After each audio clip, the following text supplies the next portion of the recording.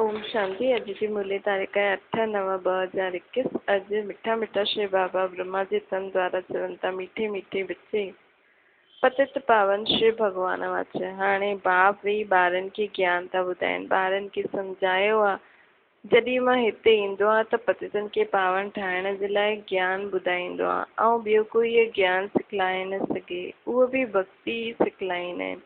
ज्ञान सिर्फ़ु तव्हां ॿार ई सिखंदा आहियो जो तव्हां पंहिंजे खे ब्रह्म कुमार कुमारी सम्झंदा आहियो। दिलवाड़ा मंदिर तव्हांजे साम्हूं अथव न, हुते बि राजयोग जी तपस्या में वेठा आहियो। जगदम्बा बि आहे, प्रजापिता ब्रह्मा बि आहे, कुमारियूं कन्या अदर कुमारियूं बि आहिनि। बाप राजयोग था सिखाइनि, मथे में राजा जी जा चित्र बि आहिनि। बाप कोई भक्ति न सिखलाईंदो आहे, भक्ति ही उन्हनि जी कंदा आहिनि जो सिखलाए करे विया आहिनि। बाबा जो असांखे सिखाए करे विया आहिनि, उहो उन्हनि जी असां भक्ति कंदा आहियूं। लेकिन उन्हनि खे कोई पतो न आहे, हिते भक्ति करण वारनि खे पतो न आहे कि असां जंहिंजी भक्ति था करूं उन ई असांखे राजयोग सिखलाए करे राजा जी स्थापना करे ॾिनी हुई। तव्हां ॿार हाणे ॼाणंदा आहियो भक्ति अलॻि चीज़ आहे, ज्ञान अलॻि चीज़ आहे। ज्ञान ॿुधाइण वारो उहो हिकु आहे, ॿियो कोई ॿुधाए न सघे। ज्ञान सागर हिकु ई आहे, उहो अची करे ज्ञान सां पतितनि खे पावन ठाहींदो आहे। ॿिया जो बि सत्संग आहिनि उनमें कोई ज्ञान न सिखलाईंदा आहिनि। ज्ञान सां सदगति थींदी आहे, अञा ताईं त माण्हुनि जी कोई सदगति थी न आहे। हाणे बाबा जी को सच्चो सच्चो ज्ञान थो ॿुधाए, हिन सां आत्माउनि जी सदगति थी थिए। बल पंहिंजे खे माण्हू श्री श्री 108 जगत गुरु चईंदा आहिनि, भॻवान बि चईंदा आहिनि, परंतु ईअं कोई न चईंदो आहे कि मां सभिनि जो परम पिता परमात्मा ज्ञान जो सागर आहे। उन्हनि खे कोई परम पिता त चईंदा न आहिनि। इहे त ॼाणंदा ई आहियूं कि परम पिता पतित पावन आहे। इहा पॉइंट बुद्धि में सुठी रीति रखणी आहे। मनुष्य चईंदा आहिनि इहे ब्रह्म कुमारियूं त भक्ति खे डाइवोर्स ॾींदियूं आहिनि, लेकिन जॾहिं ज्ञान मिलंदो आहे त भक्ति खे डाइवोर्स ॾियणो ई पवंदो आहे। छो जंहिंजी भक्ति कंदा आहियूं उहो मिली वेंदो आहे, पोइ भक्ति करणु छॾण, पोइ उन्हनि खां ई असां ज्ञान वठंदा आहियूं न। ईअं न जॾहिं भक्ति थींदी आहे त हुन समय असांखे इहो मालूम हूंदो आहे द्वापर युग में कि असां ज्ञान खे डाइवोर्स था ॾियूं न, त ऑटोमेटिकली रावण राज्य शुरू थींदो आहे त माण्हू विकारनि जे वश थी वेंदो आहे त भक्ति शुरू कंदो आहे। हाणे बाबा असांखे विकारनि खां छॾाए थो त असांजो दुख दूरि थो थिए त असां भक्ति नथा करूं। हाणे तव्हांखे सम्झ मिली अथव कि बाबा असांखे राजयोग थो सिखलाए। राजयोग जो ज्ञान आहे न, इनखे भक्ति न चईंदासीं। भॻवानु ज्ञान जो सागर, उहो कॾहिं भक्ति न सिखलाईंदो आहे। भक्ति जो फल आहे ज्ञान, ज्ञान सां थींदी आहे सदगति। कलयुग जे अंत में हाणे सभी दुखी आहिनि, इन करे हिन पुराणी दुनिया खे दुखधाम चइबो आहे। इन ॻाल्हियुनि खे हाणे त सम्झंदा आहियूं। बाप आयो आहे भक्ति जो फल अर्थात सदगति ॾियण, राजयोग सिखलाए थो न। इहा पुराणी दुनिया आहे जंहिंसां विनाश थियणो आहे। असांखे राजा ई खपे नई दुनिया जे लाइ। इहे राजयोग जो ज्ञान आहे। ज्ञान सिखलाइण वारो उहो हिकु परम पिता परमात्मा शिव, असां आत्माउनि जो पीउ असांखे सम्झ थो ॾिए, जंहिंखे असां ज्ञान चईंदा आहियूं। उहो ज्ञान जो सागर आहे। कृष्ण न आहे, कृष्ण त ख़ुदि बि, कृष्ण जी आत्मा त ख़ुदि ई परमात्मा जो ॿार आहे। कृष्ण जी महिमा अलॻि, ज़रूरु अॻियां जन्म में हुन अहिड़ा कर्तव्य कया हुनई जो ॿिए जन्म में प्रिंस ठहियो। हाणे तव्हां ॼाणंदा आहियो असां राजयोग जो ज्ञान था वठूं। दुनिया में स्वर्ग जो प्रिंस प्रिंसेस ठहींदासीं। नई दुनिया में स्वर्ग खे सदगति, नर्क खे दुर्गति चइबो आहे। असां पंहिंजे लाइ राज्य स्थापना था करूं। बाक़ी जो इहो ज्ञान न वठंदा, पावन न थींदा त राजधानी में ई न ईंदा। छो जी सत्युग में त ॾाढा थोरा माण्हू हूंदा आहिनि। कलयुग अंत में एतिरा अनेक मनुष्य आहिनि, उहे ज़रूरु मुक्तिधाम में पहुचंदा, गुम न थी वेंदा आहिनि। सभु मुक्तिधाम में घर हली वेंदा आहिनि। हाणे त ॿारनि खे घर यादि रहणो खपे कि हाणे असांजो 84 जन्मनि जो चक्कर पूरो थी वियो, नाटक पूरो थी वियो, अनेक बार असां चक्कर लॻायो। हाणे असां पंहिंजे घर विश्रामपुरी में वेंदासीं। इहे तव्हां ब्राह्मण ॿार ई ॼाणंदा आहियो। ब्राह्मणनि त ठहींदा ई आहियूं न। 16,108 जी माला सत्युग में त ॾाढा न हूंदा न। सत्युग जो मॉडल रूप ई दिखलाईंदा आहिनि। वॾी चीज़ जो मॉडल ठहींदो आहे नंढो। जे सोने जी द्वारिका ॾेखारींदा आहिनि, चईंदा आहिनि द्वारिका में कृष्ण जो राज्य हुयो। हाणे द्वारिका चऊं चईंदासीं व दिल्ली में चईंदासीं, यमुना जो कंठो त दिल्ली में आहे न, हुते त सागर आहे।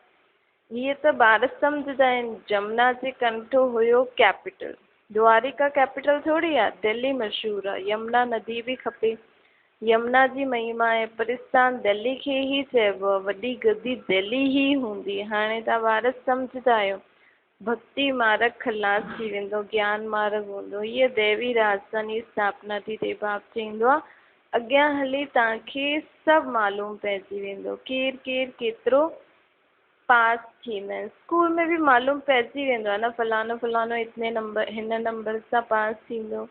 हाणे ॿिए क्लास में वेंदा, पिछाड़ी जे समय जास्ती पतो पइजी वेंदो केरु केरु पास थींदो आहे, जो पोइ ट्रांसफर थींदा आहिनि। क्लास त वॾो आहे न, बेहद जो क्लास आहे, सेंटर्स दिन प्रतिदिन वधंदा वेंदा। कोई अची करे 7 रोज़ जो कोर्स सुठी रीति वठंदो, हिक ॿिए खे रोज़ हिक ॿिनि रोज़ जो बि कोर्स घटि थोड़ी आहे, हुन में बि आत्मा परमात्मा जो पूरो परिचय मिली वेंदो आहे।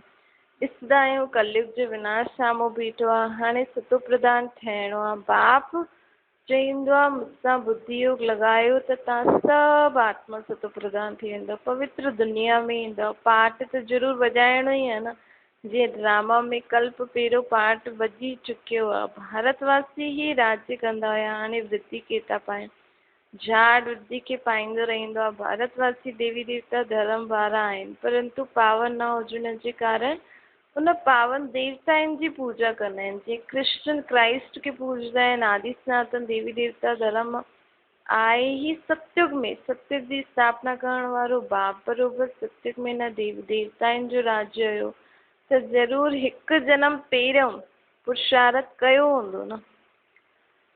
ॿिए जन्म में एतिरी ऊची राज आई सतयुग में, ऐं कलयुग में पतित आत्माएं, त हिकदमि युग परिवर्तन थियो त ज़रूरु कलयुग जे अंतिम जन्म में कुझु त आत्माएं कयो हूंदो जो दुनिया में स्वर्ग आयो हूंदो, उहा आत्माएं स्वर्गवासी थी हूंदियूं। हाणे संगम ते ई परमात्मा हिन पुराणी दुनिया खे बदिली करे नई दुनिया में बदिलण में ज्ञान थो ॾिए। कलयुग बदल सतयुग अचिणो आहे, त कलयुग में पतित बाबा पतितनि खे पावन ठाहिण वारो बाप आयो हूंदो। बाबा सम्झायो तीअं लक्ष्मी नारायण जो चित्र ठाहींदा आहियो, उहा लिटरेचर छपाईंदा आहियो, त हुन में लिखी वञिणो खपे कि इन्हनि इहे सहज राजयोग सां, इहे ज्ञान सां अॻे जन्म में इहे पुरुषार्थ कई, सहज राजयोग जे ज्ञान सां पुरुषार्थ करे इहे प्राप्ति कई अथई। सिर्फ़ु राजा रानी न, पूरी राजधानी प्रजा बि त हूंदी न हुते, उहो बि त पावन थींदी, त हुननि बि पुरुषार्थ कयो हूंदो। ज्ञान में त कुझु बि मनुष्य न ॼाणंदा आहिनि, सिर्फ़ु पूजा ई कंदा रहंदा आहिनि। हाणे तव्हां सम्झो था उहो लोग पूजा कंदा आहिनि त सिर्फ़ु लक्ष्मी नारायण खे ई ॾिसंदा रहंदा आहिनि। ज्ञान त कुझु आहे न, ॾिसण सां कुझु थोरी प्राप्त थींदो आहे। सम्झणो खपे केरु आहे, हिननि खे एतिरी प्राप्ति कीअं थी, असां कीअं उहो ठही सघंदा आहियूं, इहो बुद्धि में अचिणो खपे। बाबा चए थो ॾिसण सां कुझु न थींदो आहे, ज्ञान कुझु थोरी मिलंदो आहे। माण्हू त सम्झनि भक्ति बग़ैर ज्ञान भॻवान सां न मिली सघंदा आहिनि, लेकिन भक्ति कंदा आहियूं भॻवान सां मिलण जे लाइ, भॻवान जो परिचय थोरी मिलंदो आहे भक्ति में। हाणे ज्ञान में असांखे मिले त असां मिलूं था न। तव्हां कंहिंखे चईंदा आहियो भॻवानु आयो आहे त हसंदा आहिनि, भॻवानु त ईंदो कलयुग जे अंत में, हाणे किथां ईंदो, अरे हाणे कलयुग जो अंत ई त हले थो, इहे बि सम्झंदा न आहिनि। दुनिया जो अहिड़ो हाल ॾिसी करे बि सम्झंदा न आहिनि, इहे कलयुग जो अंत आहे। उहो त कृष्ण खे द्वापर में खणी आहिनि, मनुष्य खे जो ईंदो आहे सो ॻाल्हाईंदो रहंदो आहे बग़ैर सम्झ। इन करे बाप चईंदो आहे तव्हां बिल्कुलु ई बेसम्झ थी आहियो।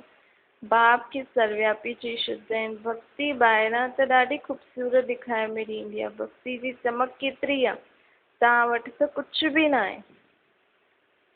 हिन ज्ञान में अहिड़ी चमक थोरी आहे, हिते त आत्मा परमात्मा जे मिलन अतींद्रिय सुख जी अनुभूति थींदी आहे। ॿाहिरां जो हिते कुझु न आहे। भक्ति जी चमक केतिरी आहे, तव्हां वटि त कुझु बि न आहे। ॿिया सत्संग आदि में वेंदव त आवाज़ ज़रूरु थींदी, गीत वॼाईंदा। हिते त असांखे शांति स्थिति में रही करे आत्मा खे परमात्मा खे यादि करे शक्तियों गुणनि जी प्राप्ति करणी आहे अंदरि। अॻियां हली बाबा चए थो हिते त बाबा रिकॉर्ड बि पसंदि न कंदो आहे।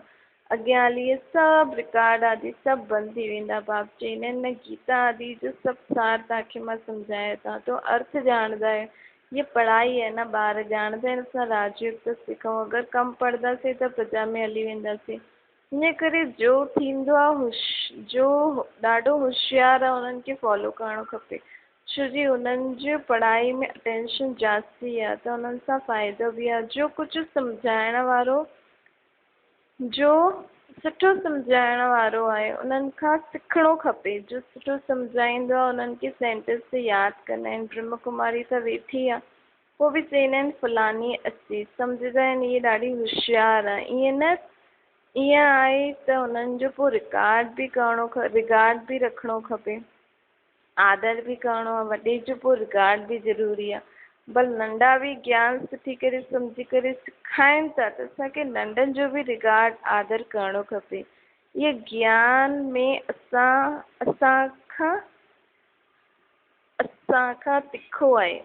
अगरि कोई सुठो हूंदो आहे त असांखे चइणो आहे कि ज्ञान में असांखां तिखो आहे, ज़रूरु हिनखे ऊच पद मिलंदो। हिन में अहंकार न अचिणो खपे। वॾे जी वॾी इज़त थींदी आहे, प्रेसिडेंट जी ज़रूरु जास्ती इज़त थींदी, हर हिक जी नंबरवार इज़त थींदी आहे। हिक ॿिए जो रिगार्ड त रखिणो ई आहे न। बैरिस्टर में बि नंबरवार हूंदा आहिनि, वॾो केस वारो वॾो होशियारु वकील हूंदो आहे, कोई त ₹1,00,000 जो बि केस खणंदो आहे, नंबरवार ज़रूरु हूंदा आहिनि। असांखां होशियारु आहिनि त रिगार्ड रखिणो खपे। सेंटर संभालंदा आहिनि न, सभु कम बि करिणो आहे। बाबा खे सॼो ॾींहुं ख़्यालात रहंदा आहिनि, प्रदर्शनी कीअं ठाहियूं, पूरो अटेंशन ॾियणो आहे। असां तमो प्रधान खां सतो प्रधान कीअं ठाहियूं, बाप आयो ई आहे सतो प्रधान ठाहिण, पतित पावन बाप ई आहे न। हिते पोइ चवंदा आहिनि पतित पावनी गंगा, हुननि में जन जन्मांतर सनानु कंदा आया आहिनि। पावन त कोई थींदो न आहे, ही सभु भक्ति आहे। जॾहिं चवंदा ई आहिनि हे पतित पावन अचो, उहो ईंदो त ज़रूरु संगम ते न, ऐं हिकु ई बार ईंदो। हर हिक जी पंहिंजी पंहिंजी रस्म रिवाज आहे। जीअं नेपाल में अष्टमी ते बलि चढ़ाईंदा आहिनि, नंढा ॿार हथ में बंदूक खणी हलाईंदा आहिनि, उहो बि बलि चढ़ाईंदा आहिनि। उते वॾो हूंदो त हिकु धक सां बछड़े खे कटे छॾंदो, कोई न कोई में कम दम लॻाईंदो। अगरि कोई त हिकु धक सां न मारे सघंदो त उहो बलि बि स्वीकार न थींदी आहे। देवी ते न चढ़ाईंदा आहिनि। हाणे देवियूं कोई जानवर जी बलि स्वीकार कंदियूं छा? इहे त पंहिंजे अंदरि जेको बुराई आहे मां जी, इनखे असांखे पंहिंजो देह अभिमान मांपन जी बलि चढ़ाइणी आहे। इहे सभु भक्ति मार्ग में माण्हू स्थूल चीज़ुनि जी बलि चढ़ाईंदा आहिनि। परंतु बाबा चए थो तव्हांजे अंदरि जेको देह अभिमान अथव, मांपन अथव, हुनजी बलि चढ़ायो, पंहिंजे खे आत्मा निश्चय करो। हर हिक जी पंहिंजी पंहिंजी कल्पना आहे, कल्पना ते फॉलोवर्स ठही वेंदा आहिनि। हिते त नई ॻाल्हि आहे, हिननि खे त ॿार ई ॼाणे सघंदा आहिनि। हिकु ई बाप री सृष्टि जे आदि मध्य अंत जो ज्ञान थो ॿुधाए न। तव्हांखे ख़ुशी रहंदी आहे असां सुदर्शन चक्रधारी आहियूं, ॿियो कोई सम्झी न सघे। तव्हांजी सभा में असां चईंदासीं सर्वोत्तम ब्रह्मण कुलभूषण सुदर्शन चक्रधारी, त इन्हनि जो अर्थ तव्हां सम्झंदो। अगरि बाबा असांखे चए त असां सम्झंदासीं, अगरि कोई नयो हूंदो त मुंझी वेंदो, इहे छा था चवनि। सुदर्शन चक्रधारी त विष्णु आहे, इहा नई ॻाल्हि थी वई। इन करे तव्हांजे लाइ चईंदा आहिनि ॿाहिरि मैदान में अचो त पतो पए, इहा नई ॻाल्हि आहे न। हिन करे तव्हांजे लाइ चईंदा आहिनि कि ॿाहिरि मैदान में अचो त पतो पए। तव्हांजो ज्ञान मार्ग आहे, तव्हां 5 विकारनि ते जीत पाईंदा आहियो। हिन असुरी विकारनि सां असांजी लड़ाई आहे। बाक़ी असुर कोई अहिड़ा इंसान जंहिंमें विकार आहे उहो ई असुर आहे।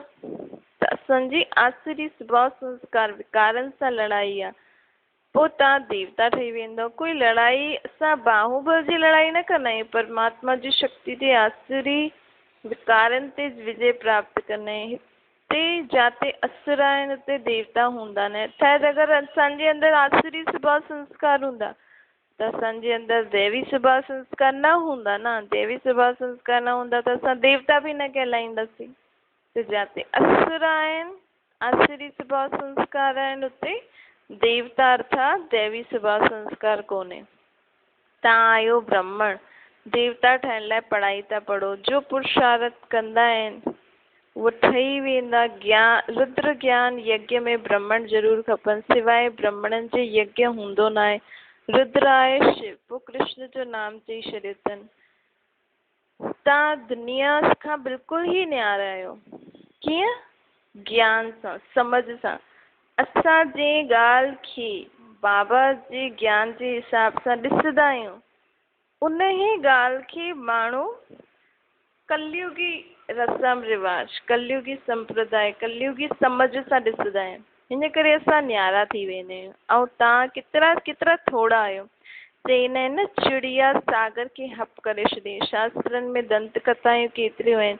बाप चईंदो आहे हाणे उहो सभु भुलिजी मूंखे यादि करो। आत्मा ई बाप खे यादि कंदी आहे। बाप त हिकु ई आहे, हे परमात्मा वो प्रभु चईंदा आहिनि। त उन समय लिंग बि यादि न ईंदो आहे, सिर्फ़ु ईश्वर और प्रभु चई छॾींदा आहिनि। आत्मा खे बाप सां अधु कल्प जो सुख मिलियो आहे त पोइ भक्ति मार्ग में यादि कंदी आहे। जंहिंसां सुख मिलंदो आहे हुनखे यादि कंदा आहियूं न। हाणे तव्हांखे नॉलेज मिली आहे आत्मा छा आहे, परमात्मा छा आहे। असां सभु आत्मा जे मूल वतन में रहण वारियूं आहियूं। हुतां खां नंबरवार पाठ विझाइणो आहे। पहिरियों ईंदा आहिनि देवी देवता। चईंदा आहिनि क्राइस्ट खां पहिरियों देवी देवता धर्म हुयो। 5000 वर्ष जी ॻाल्हि आहे। उहो माण्हू चई छॾींदा आहिनि 50,000 साल ये पुरानी चीज़ है, परंतु 50,000 वर्ष जी पुरानी कोई चीज़ हूंदी न आहे। ड्रामो आहे ही 5000 साल जो। मुख्य धर्म आहे ही इहो। इन धर्म वारनि जा ही मकान आदि आहिनि। पहिरियों त रजोगुणी बुद्धि हुई, हाणे त ॿियो ई तमोगुणी बुद्धि थी वई आहे। प्रदर्शनी में केतिरो सम्झाईंदा आहिनि, कंहिंजी समझ में थोरी ईंदो आहे। ब्राह्मणनि जी ही सैम्पलिंग लॻणी आहे। बाबा चए थो बसि सम्झाईंदा त आहियो, लेकिन जेतिरो सम्झाईंदा ओतिरो थोरी सम्झी सघंदा आहिनि। ब्राह्मणनि जी सैम्पलिंग लॻंदी आहे। तव्हां ॿारनि खे सम्झायो आहे ज्ञान अलॻि भक्ति अलॻि। ज्ञान सां सदगति थींदी आहे। इन करे चईंदा आहिनि हे पतित पावन अच, दुख सां लिबरेट कर। पोइ गाइड ठही साथ वठी वेंदा आहिनि। बाप अची करे आत्माउनि खे वठी वेंदो आहे। शरीर त सभु ख़तमु थी वेंदा न हिते। बाबा त आत्माउनि खे ई ॾिसंदो आहे। विनाश थींदो। शास्त्रनि में हिकु ई महाभारत जी लड़ाई ॻायल आहिनि। चईंदा बि आहिनि ये उहा ई महाभारत जी लड़ाई आहे। उहा त लॻणी आहे। सभिनि खे बाप जो परिचय ॾियणो आहे। सतो प्रधान ठहिण जो उपाय त हिकु ई बाप ई ॾींदो आहे। बाप चईंदा आहिनि मामिकम यादि करो त सभिनि जा विक्रम विनाश थी वेंदा। ऐं आत्मा मूंसां गॾु हली हलंदी सभिनि खे संदेश ॾींदा रहो त ॾाढनि जो कल्याण थिए। छा ओम शांति वरदान आहे। हिकु बाप जी यादि में सदा मग्न रहे, हिकु रस अवस्था ठाहिण वारा साक्षी दृष्टा ठहो। हाणे अहिड़ा पेपर अचणा आहिनि जो संकल्प स्वप्न में बि न हूंदा, परंतु तव्हांजी प्रैक्टिस अहिड़ी हुजणी खपे जीअं हद जो ड्रामो साक्षी थी करे ॾिसंदा आहियूं न। पोइ चाहे दर्दनाक हुजे या हसी जो हुजे, अंतर न हुजे। भई ड्रामो आहे त असां त हिन रीति ॾिसंदा आहियूं न। ईअं ई चाहे कोई जो रमणीक पाठ हुजे, चाहे स्नेही आत्मा जो गंभीर पाठ हुजे, हर पाठ साक्षी दृष्टा थी करे ॾिसो।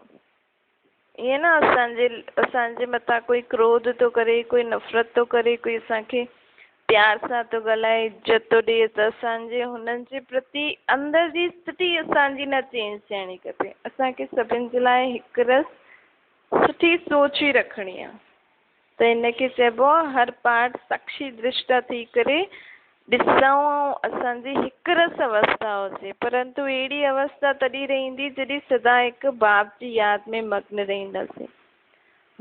स्लोगन आहे दृढ़ निश्चय सां पंहिंजे भाग्य खे निश्चित करे छॾो त सदा निश्चिंत थी वेंदासीं। छा ओम शांति।